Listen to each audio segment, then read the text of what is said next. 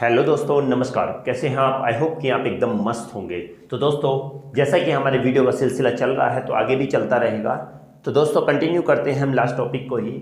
Last में दोस्तों हमने डिस्कस किया था डी ब्लॉक पर। जी हाँ दोस्तों, डी ब्लॉक पर उनकी सीरीज़ के बारे में बताया था। फर्स्ट हमने ऑलरेडी 3D सीरीज़ के बारे में ही बताया था। आगे बात करते हैं दोस्तों, आज फिर उसी टॉपिक को कंटिन्यू करेंगे।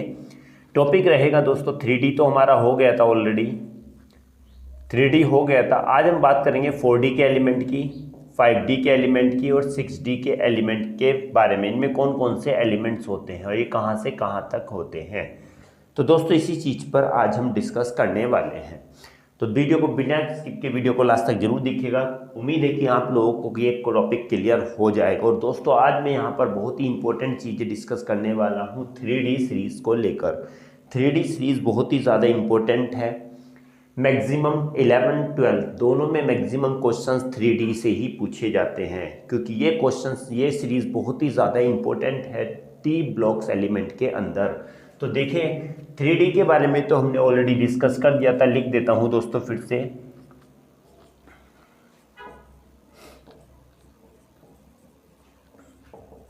कोई नहीं कहेगा जानो। ओके, चलिए दोस्तों, हमने बताया था, ये हमने ट्रिक भी बताई थी इसकी कि कैसे इसको लर्न करेंगे। तो सुनो तुम विवाह कर लो मुझसे, फिर कोई नहीं कहेगा जानू। ये तो हमारा जानू, तो हमारा फिर तो क्या था, ये हमारी 3D सीरीज थी। 4D सीरीज की अगर हम बात करते हैं, सिंपली अब एक चीज़ लिख लेते हैं। तो 3D जो सीरीज होती है वो SC से कहाँ तक होती है, ZN तक होती है। ओके, बात करें 4D की, तो 4D की सीरीज होती है Y to CD तक। ओके, 5D की सीरीज की बात करते हैं तो ये हमारी होती है लेंथेनम टू, कहाँ तक होगी, ये होती है मरकरी तक। लास्ट आती है 6D सीरीज, ये होती है हमारी AC एक्वियम टू सैनिटेरियम CN तक। तो दोस्तों, हमारी ये 4 सीरीज आती हैं डी ब्लॉक एलिमेंट्स के अंदर। तो हमने देखो पहले सीरीज तो डिस्कस कर लिया था और इस पर हमारे कुछ क्वेश्चंस हैं जो बहुत ही ज़्यादा इंपॉर्टेंट है, जो हम आज डिस्कस करने वाले हैं। तो बात करेंगे 4D सीरीज में। तो स्टार्ट होंगे कहाँ से, Y लगी नहीं मोहब्बत है तुम्हारी, रो रो रो कर पुकारेगी आज चांदनी। चलिए दोस्तों, क्या हो गया देखिए, अब हम याद करेंगे कैसे ट्रिक होगी। तो दोस्तों, कुछ स्टूडेंट्स को तो पता होगा कि कैसे लर्न करते हैं, तो सबका अलग अलग तरीका होता है। इसको ज़्यादा सीरियसली नहीं लीजिएगा। ये नहीं कि इसको कोई क्या अपने पर्सनली ले ले, नहीं। अब मैं पहले ही सॉरी बोलना चाहता हूँ कि अगर किसी का नाम यहाँ पर चांदनी हो तो please I am sorry for that. तो बता देता हूँ मैं पहले ही कि यहाँ पर कुछ ऐसे मीनिंग्स आएंगे, उसको पर्सनली ना लीजिएगा। ओके, चलिए हम बात करेंगे कैसे लर्न करेंगे। तो ये क्या हो गया, ये जिंदगी नहीं मोहब्बत है तुम्हारी, मीन्स वाई फॉर ये, जेड जिंदगी, एंड बी नहीं, MO मोहब्बत, TC तुम्हारी। रो रोकर, RU रो रोकर, RH रोकर, PD पुकारेगी, AG आज, CD चांदनी। तो कैसे हो गया, ये जिंदगी नहीं मोहब्बत है तुम्हारी, रो रो कर पुकारेगी आज चांदनी। तो दोस्तों, क्या हो गई, ये 4D सीरीज हो गई है। कौन सी सीरीज हो गई है, 4D सीरीज। बिल्कुल माइंड में रखिएगा, एक एक चीजें दोस्तों माइंड में पढ़ा के जाऊंगा कि एक एक चीजें माइंड में होनी चाहिए।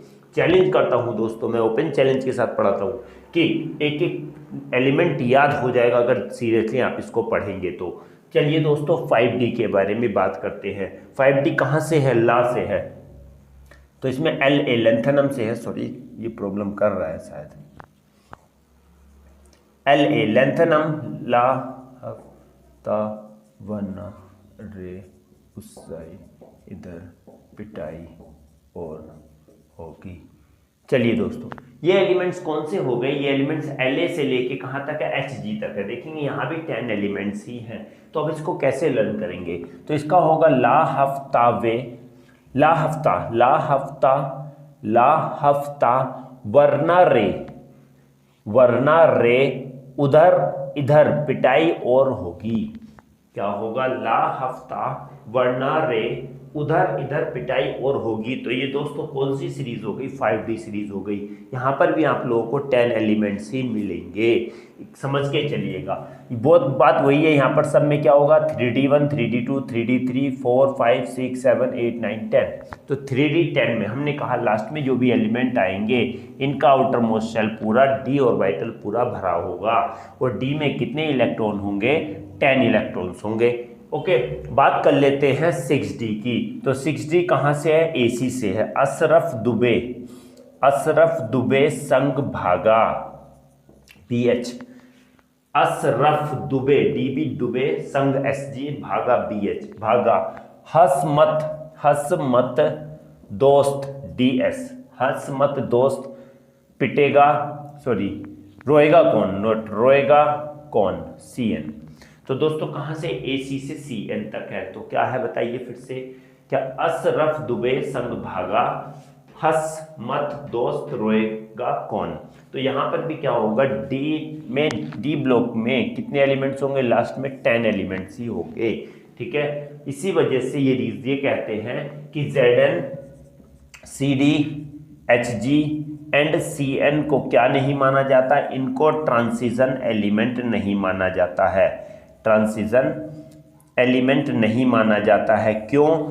क्योंकि इनका outer most d orbital completely भरा होता है। दूसरी बात, ये n-1 d1 to 10 ns1 to 2 इनको इस फॉर्मूले को ये फॉलो नहीं करते हैं। ये वाला जो होगा वो इस फॉर्मूले को फॉलो नहीं करता है, क्योंकि d ऑर्बिटल इनका कंप्लीटली फिल्ड होता है, इनमें कोई भी इनकम्प्लीटली फिल्ड नहीं होगा।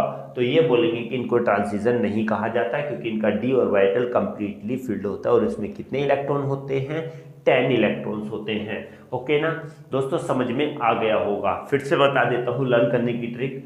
सुनो तुम विवाह कर लो मुझसे, फिर कोई नहीं कहेगा जानू 3D सीरीज। 4D में क्या आएगा, ये जिंदगी नहीं मोहब्बत है तुम्हारी, रो रो कर पुकारेगी आज चांदनी। 5D सीरीज आती है, ला हफ्ता वरना रे उधर इधर पिटाई और होगी।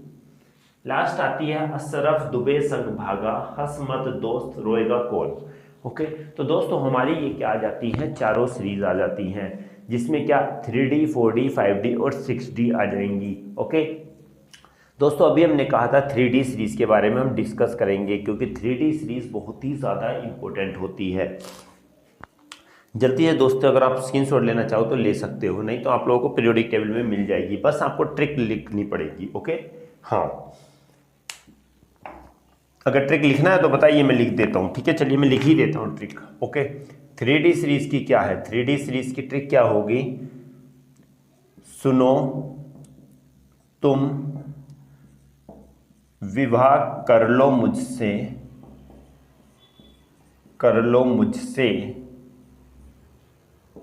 फिर कोई नहीं कहेगा जानू। ये कौन सी हो गई, 3D सीरीज हो गई। 4D के बारे में बात करेंगे तो ये क्या होगी,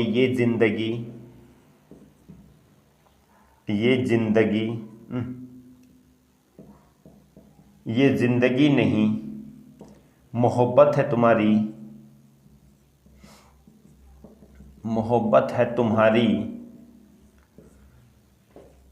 रो रो कर पुकारेगी आज चांदनी। ओके चलिए, अब आ गई 5D सीरीज। 5D सीरीज में क्या होगा, ला हफ्ता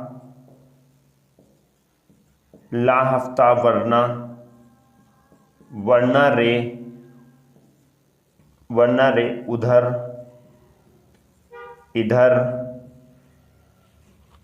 उधर इधर पिटाई और होगी। ओके, ये कौन सी सीरीज होगी हमारी, ये सीरीज हमारी होगी कौन सी, 5D। 6D के बारे में बात करते हैं, अशरफ दुबे संग भागा ओके, अशरफ दुबे संग भागा, हंस मत दोस्त, हंस मत दोस्त, रोएगा कौन, रोएगा कौन।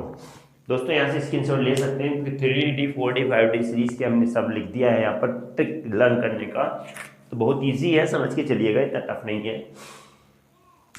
जल्दी से स्क्रीनशॉट लीजिए, फिर बात करते हैं आगे टॉपिक्स पर। चलिए दोस्तों, हो गया होगा स्क्रीनशॉट। चलिए बात करेंगे दोस्तों पहली सीरीज के बारे में। 3D सीरीज बहुत ही इंपॉर्टेंट सीरीज होती है, यहाँ से बहुत ही ज़्यादा क्वेश्चन पूछा जाता है। ओके, चलिए दोस्तों 3D सीरीज, अभी हमने कहा 3D सीरीज कौन सी थी। सुनो तुम विवाह कर लो मुझसे, फिर कोई नहीं कहेगा जानू। ओके, चलिए बात करेंगे, स्टार्ट करेंगे। इसमें क्या, सबसे पहले इसमें बहुत सारी चीज़ें होती हैं। पहला आता है एटॉमिक रेडियाई, एटॉमिक रेडियाई आता है पहली वाला इसमें। दूसरा क्या आता है, atomisation enthalpy, atomisation enthalpy, atomisation enthalpy. और तीसरा इसमें आयोनाइजेशन इंथैल्पी, आयोनाइजेशन इंथैल्पी। बाकी इसी के बारे में दूसरी बात करेंगे, सबसे पहले इसी के बारे में बात कर लेते हैं। तो बात करेंगे आयोनिक रेडियाई के बारे में, atomic radii, atomic sorry ionic अलग होता है, एटॉमिक अलग होता है। तो एटॉमिक रेडियाई के बारे में बात करेंगे। क्या होता है रेडियस, पहले तो ये जानेंगे कि रेडियस होता क्या है। तो देखिए ये न्यूक्लियस है और ये क्या है, इसके चारों ओर सेल है। ओके, माना इलेक्ट्रॉन यहाँ पर दिए हुए हैं, बस ये इलेक्ट्रॉन है, ये इलेक्ट्रॉन्स है। यहाँ पर बाहर के सेल में कोई भी इलेक्ट्रॉन नहीं है। ये फर्स्ट सेल है, ये सेकंड है और ये थर्ड है, ठीक है ना, ये न्यूक्लियस है। तो हम ये कहते हैं कि एटॉमिक रेडियस क्या होता है कि न्यूक्लियस के सेंटर बीचों बीच से लेके जिस सेल में इलेक्ट्रॉन है वहां तक की दूरी, यही क्या कहलाती है, एटॉमिक रेडियाई कहलाती है। क्या कहलाती है, एटॉमिक रेडियाई। क्या न्यूक्लियस के बीच से ही होगा।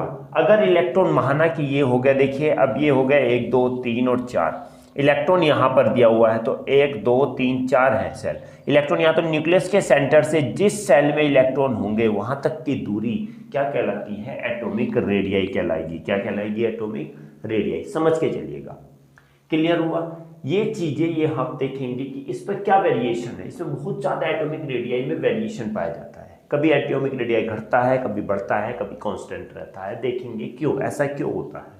तो बात हम ये करें कि सबसे पहले अगर हम एटॉमिक रेडियस के बारे में बात करते हैं, एटॉमिक रेडियाई, तो एटॉमिक रेडियाई के बारे में भी हमने बताया distance between the centre of the nucleus to the outermost shell where the electrons are present. जहाँ पे इलेक्ट्रॉन होते हैं वहां से और न्यूक्लियस के सेंटर के बीच की दूरी क्या कहलाती है, एटॉमिक रेडियाई। एटॉमिक रेडियाई अगर हम कहें तो Sc से स्कैंडियम से कहाँ तक, वेनेडियम तक, ध्यान रखिएगा, स्कैंडियम से कहाँ तक, वेनेडियम तक। तो क्या होती है दोस्तों, यहाँ पर ये डिक्रीज होती है, डिक्रीज होगी। ध्यान रखना एक एक चीज समझ के, क्योंकि बहुत ज्यादा वेरिएशन यहीं पर देखने को मिलता है। Sc to V क्या होती है, डिक्रीज होती है। और V से लेके कहाँ तक, निकेल तक। कहीं कहीं कॉपर दिया होता है, बट दोस्तों यहाँ पर हम ये कहेंगे कॉपर में और इसमें थोड़ा सा डिफरेंस होता है, इसका कुछ रेडियस बढ़ जाता है। ओके, तो हम कहेंगे वेनेडियम से निकेल तक क्या होती है, कांस्टेंट रहती है। क्या रहती है, कांस्टेंट। बात करेंगे Cu एंड Zn, इनमें थोड़ा सा क्या होता है, थोड़ी सी इंक्रीज होती है। क्या होती है, इनकी इंक्रीज होती है। ओके, ओवरऑल अगर हम ये कहते हैं कि एटॉमिक रेडियस, जब हम लेफ्ट टू राइट चलते हैं पीरियोडिक टेबल में, when we are moving from left to right in a periodic table, then the atomic radii will be decreases. एटॉमिक रेडियाई घटता है, क्योंकि इधर से हम इधर जा रहे हैं, तो एटॉमिक रेडियाई क्या होगा, एटॉमिक रेडियाई डिक्रीज होता है। जनरली तौर पर तो यही है, जनरली है, ये घटता है। बट रीजन ये है कि अगर इसमें पर्टिकुलर इंडिविजुअली देखा जाए तो यहां से यहां तक तो क्या होगा, घटेगा। यहां से यहां तक क्या रहेगा, कांस्टेंट रहेगा। और यहां से यहां पर लिटिल बिट क्या होता, थोड़ा सा बढ़ता है। इसके पीछे भी रीजन होता है। अब इसके पीछे रीजन क्या है, तो रीज़न दोस्तों इसके पीछे है, दो रीजंस आते हैं, ठीक है। इसके पीछे जो रीज़न आते हैं दो आते हैं। फर्स्ट वन आता है इसमें effective nuclear charge, effective nuclear charge, effective nuclear charge. दूसरा आता है इसमें शील्डिंग इफेक्ट,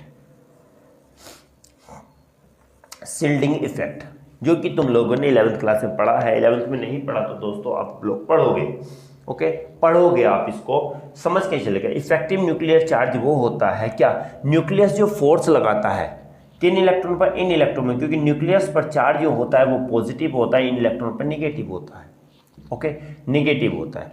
तो पॉजिटिव और निगेटिव के बीच में क्या होता है, अट्रैक्शन होता है, समझ के चलना, अट्रैक्शन होगा।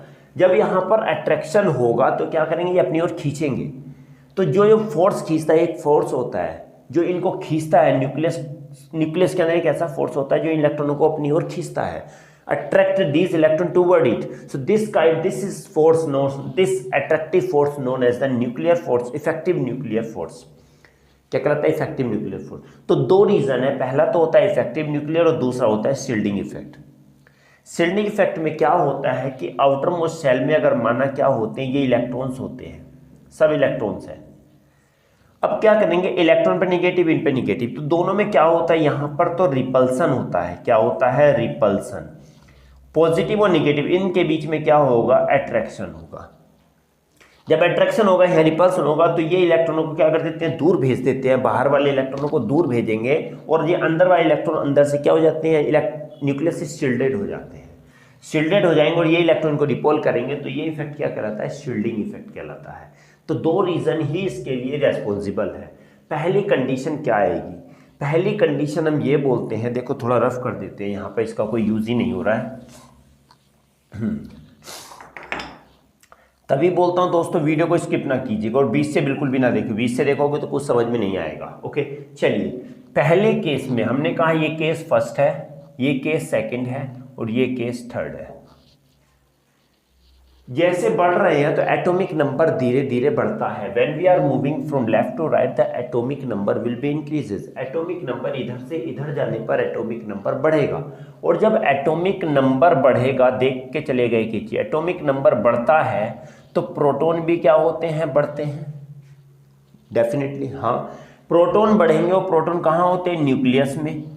न्यूक्लियस में प्रोटॉन लगातार बढ़ रहे हैं, तो क्या हो रहा है यहाँ पर, इफेक्टिव न्यूक्लियर चार्ज, कंडीशन 1, तो इफेक्टिव न्यूक्लियर चार्ज जो होता है वो बढ़ जाता है। क्या होता है, इफेक्टिव न्यूक्लियर चार्ज बढ़ जाता है। जबकि इलेक्ट्रॉन जो आ रहा है यहाँ पर भर रहे हैं बाहर वाले में, वो यहाँ पर 1 इलेक्ट्रॉन, 2 इलेक्ट्रॉन, 3 इलेक्ट्रॉन, समझ के चलिए 1 2 3 इलेक्ट्रॉन जब आउटर मोस्ट सेल में होंगे, 1 2 3, उससे अंदर वाले सेल में ऑलरेडी 8 इलेक्ट्रॉन और ये 3 इलेक्ट्रॉन है। तो क्या करेंगे, ये इलेक्ट्रॉन क्या होंगे, 8 इलेक्ट्रॉन ज़्यादा शील्डेड होंगे, जबकि ये 3 इलेक्ट्रॉन न्यूक्लियस से शील्डेड इतना नहीं होंगे। तो इस कंडीशन में क्या हो जाएगा कि इफेक्टिव न्यूक्लियर चार्ज ज़्यादा हो जाएगा। किससे, इफेक्टिव न्यूक्लियर चार्ज ज़्यादा हो जाता है, किससे, शील्डिंग इफेक्ट से, शील्डिंग इफेक्ट से ज़्यादा हो जाता है, ठीक है। इसलिए जब इफेक्टिव न्यूक्लियर चार्ज ज़्यादा हो जाएगा तो इलेक्ट्रॉनों को खींचेगा अपनी ओर खींचेगा। जब खींचेगा तो एटम पहले इतना तब खींचा तो एटम क्या हो गया, छोटा हो गया, तो साइज क्या हो गया, डिक्रीज हो जाता है। समझ के चल रहा है एक चीज। सेकेंड कंडीशन में क्या होगा, एटॉमिक नंबर बढ़ रहा है बट आउटर मोस्ट सेल में भी इलेक्ट्रॉन धीरे धीरे बढ़ रहे हैं। यहाँ पर 3 थे, 4 हुए, 5 हुए, 6 हुए, 7 हुए, 8 हुए।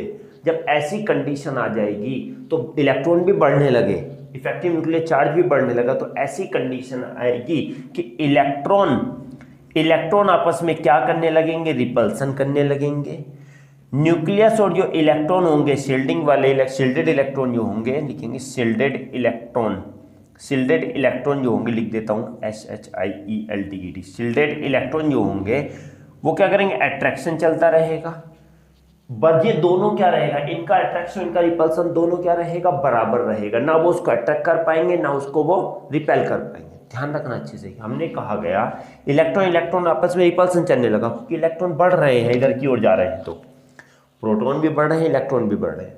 प्रोटॉन जब बढ़ रहे हैं तो अट्रैक्टिव फोर्स बढ़ रहा है, इलेक्ट्रॉन बढ़ रहे हैं तो रिपल्सिव फोर्स बढ़ रहा है। तो इस कंडीशन में ये रिपेल करते रहेंगे और ये अट्रैक्ट करते रहेंगे। तो इस कंडीशन में ये आएगा कि इफेक्टिव न्यूक्लियर चार्ज इक्वल हो जाएगा किसके, शील्डिंग इफेक्ट के, शील्डिंग इफेक्ट के।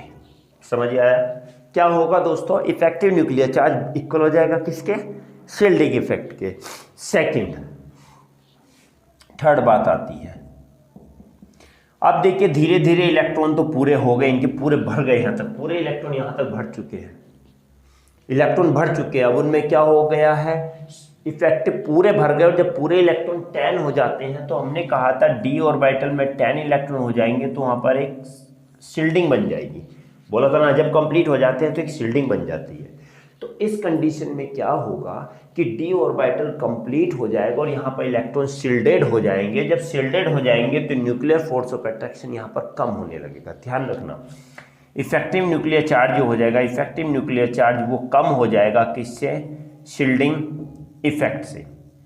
और जब इफेक्टिव न्यूक्लियर चार्ज कम हो गया तो साइज क्या होगा, घटेगा नहीं, अब धीरे से क्या होगा, लिटिल बिट थोड़ा सा बढ़ जाएगा। तो यही कहते हैं कि इस सीरीज में सबसे ज्यादा कॉम्प्लेक्शन होता है कि इस कंडीशन में क्या होगा कि पहले तो इफेक्टिव न्यूक्लियर चार्ज बढ़ता है जिससे साइज घट जाता है, यहाँ पर कांस्टेंट रहता है जिससे साइज भी कांस्टेंट रहता है, यहाँ पर थोड़ा सा इफेक्टिव न्यूक्लियर चार्ज कम हो जाता है जिससे थोड़ा सा साइज बढ़ जाता है। ओवरऑल जनरली तौर पर कहा जाए, जनरली में हम ये कहें कि जनरली Sc2Zn जाने पर साइज क्या होता है, डिक्रीज ही होता है, डिक्रीज, क्योंकि ये साइज पहले यहाँ इतना बड़ा था, समझ के चलिएगा, इतना बड़ा था, यहाँ पर भी क्या हुआ, थोड़ा सा कम हुआ, यहाँ पर भी और थोड़ा सा कम हुआ। अब यहाँ पर ये सेम रहा, यहाँ पर अगर बढ़ेगा भी, देखिए समझ के चलिए, यहाँ पर माना यहाँ पर ये सेम इतना ही रहा, यहाँ पर दूर में सेम इतना ही साइज रहा, ठीक है। जब इतना ही रहा, अगर यहाँ पर थोड़ा सा बढ़ेगा तो इतना ही तो बढ़ जाएगा। अब ये थोड़ा पूरा हो जाएगा। देखिए इसमें और इसमें अगर कंपेयर करें तो इसके साइज में और इसके साइज में तो ये वाला छोटा साइज है और ये वाला क्या है, बड़ा है।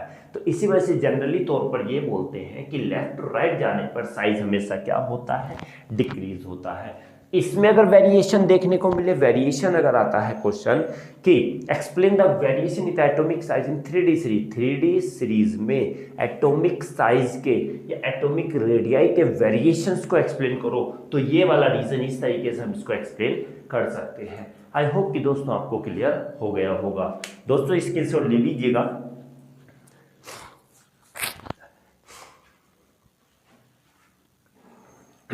चलिए दोस्तों, अब एक छोटा सा एक और बात करते हैं अगले टॉपिक की, उसके बाद हम फिर अगले क्लास में डिस्कस करेंगे। अभी यहाँ से बहुत सारी चीज़ें हैं जो डिस्कस करने वाली चीज़ें हैं दोस्तों, ओके। अभी हमने क्या कहा था, atomisation enthalpy, atomisation enthalpy, atomisation enthalpy जो बहुत ही ज़्यादा इंपॉर्टेंट है इससे रिलेटेड। अब एटोमाइजेशन इंथैल्पी किस पर डिपेंड करती है, अब हमने कहा एटोमाइजेशन इंथैल्पी डायरेक्टली प्रोपोर्शनल होती है डी ब्लॉक के, अनपेयर्ड इलेक्ट्रॉन के, अनपेयर्ड इलेक्ट्रॉन्स,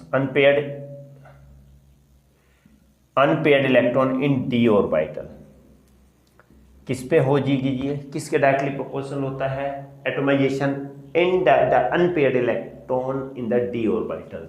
हमें कहा गया कि डी ऑर्बिटल में क्या होते हैं, बहुत ही ज़्यादा अनपेयर्ड इलेक्ट्रॉन्स होते हैं।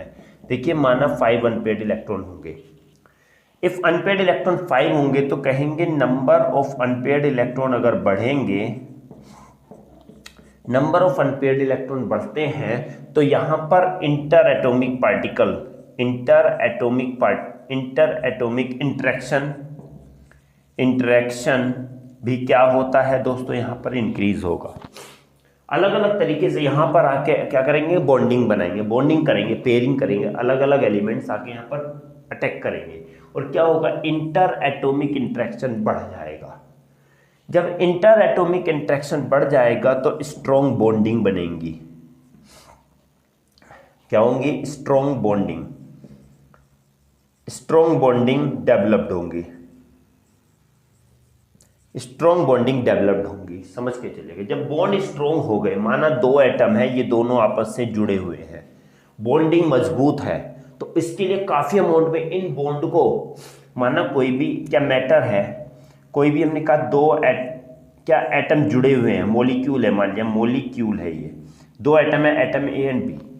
एटोमाइजेशन क्या होता है, किसी मॉलिक्यूल को एटम में तोड़ने के लिए जितने अमाउंट में एनर्जी की जरूरत पड़ती है वो ये एटोमाइजेशन इंथैल्पी कहलाती है।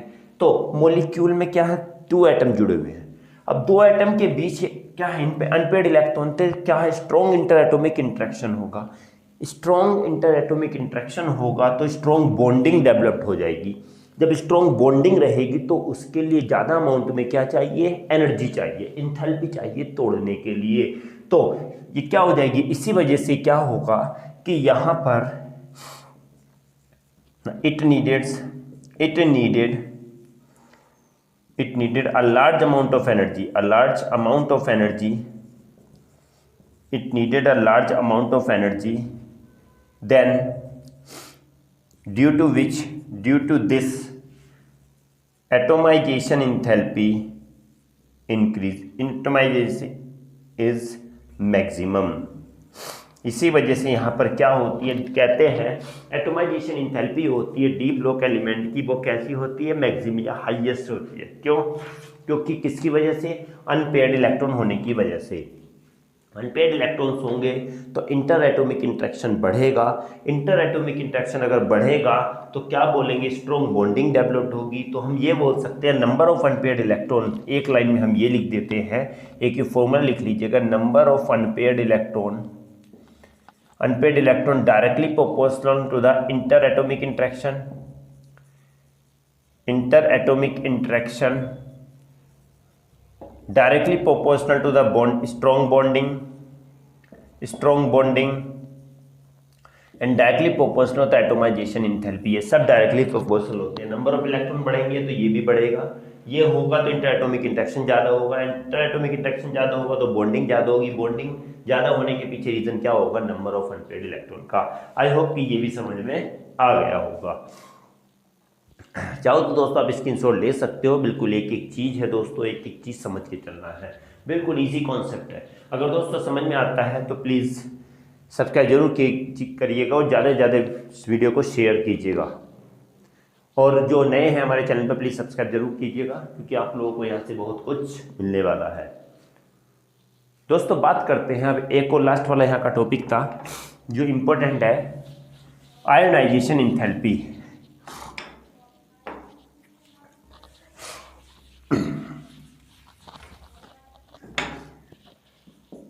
आयोनाइजेशन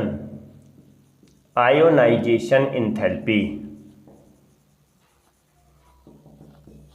क्या होता है, आयोनाइजेशन इंथैल्पी क्या होता है, आउटर मोस्ट इलेक्ट्रॉन को रिमूव करने के लिए किसी आइसोलेटेड गैसियस एटम के आउटर मोस्ट इलेक्ट्रॉन को रिमूव करने के लिए जितने अमाउंट में एनर्जी की जरूरत पड़ती है, यही एनर्जी हमारी क्या कहलाती है, आयोनाइजेशन इंथैल्पी कहलाती है। क्या कहलाती है, ionisation enthalpy. Outermost electron को रिमूव करने के लिए जितने अमाउंट में एनर्जी की जरूरत होती है, आयोनाइजेशन इंथैल्पी कहलाती है, आइसोलेटेड गैसियस एटम से। ओके, हाँ, या फिर ये कहें कि एटम से इलेक्ट्रॉन को रिमूव करने के लिए और क्या बनाने के लिए, आयंस बनाने के लिए जितने अमाउंट में एनर्जी की जरूरत पड़ती है, वही एनर्जी क्या कहलाती है, आयोनाइजेशन इंथैल्पी कहलाती है। समझ के चलो, बिल्कुल छोटी सी ट्रिक है। तो अभी हमने पढ़ा था कि when we are moving from left to right in a periodic table, left to right जाने पर क्या होता है, न्यूक्लियर फोर्स ऑफ अट्रैक्शन बढ़ता है, nuclear force of attraction increase होता है। लिख देते हैं, nuclear force of attraction increase होगा। जब nuclear force of attraction increase होगा तो इस पर क्या होगा, फोर्स उनको पकड़े रहेगा, अपनी ओर खींचे रहेगा। जब खींचे रहेगा तो फोर्स क्या होगा, ज़्यादा होगा। तो उसके लिए हमें क्या चाहिए, large amount of energy required. लिख दो, नीचे लिख देते हैं, large amount of energy required. Large amount of energy चाहिए उसको, और जब लार्ज अमाउंट ऑफ एनर्जी चाहिए तो इससे क्या हो जाती है, आयोनाइजेशन इंथैल्पी भी हमारी क्या हो जाती है, बढ़ जाती है। कब लेफ्ट टू राइट जाने पर न्यूक्लियर फोर्स ऑफ अट्रैक्शन बढ़ता है, जिससे आयोनाइजेशन एंथैल्पी भी हमारी बढ़ जाती है ड्यू टू द क्योंकि यहाँ से जब इधर को जाएंगे तो एक एक इलेक्ट्रॉन उसी ऑर्बिटल में सेम शेल में बढ़ता रहता है, जिससे फिर जब फुल हो जाता है वो तो उस पर न्यूक्लियर फोर्स ऑफ अट्रैक्शन बढ़ जाएगा। ओके, आई होप कि आप लोगों को समझ में आया होगा। दोस्तों अगली क्लास में फिर इसी से रिलेटेड, इसी दूसरी टॉपिक से रिलेटेड हम डिस्कस करेंगे। तो दोस्तों वीडियो को ज़्यादा से ज़्यादा शेयर कीजिएगा और लाइक शेयर सब्सक्राइब जरूर कीजिएगा। कमेंट बताइए, कमेंट में करके बताइएगा आपको क्लास ये कैसी लगी। तो दोस्तों अगली क्लास में हम बात करेंगे, अगली क्लास में हम फिर से बात करेंगे कुछ पोर्शन 3D और 4D 5D और 6D से रिलेटेड ही, इनसे क्वेश्चन ही रिलेटेड रहेंगे और एक क्लास और रहेगी इसी से जो कि इंपॉर्टेंट होगा, सारा हमारा इसमें आ जाएगा। अगली क्लास में हम स्टेबिलिटी से रिलेटेड डिस्कस करेंगे। तो दोस्तों मिलते हैं अगली क्लास में, ध्यान रखिएगा अपना, अच्छे ध्यान मस्त रहिएगा। मिलेंगे अगली क्लास में, तब तक के लिए दोस्तों नमस्कार।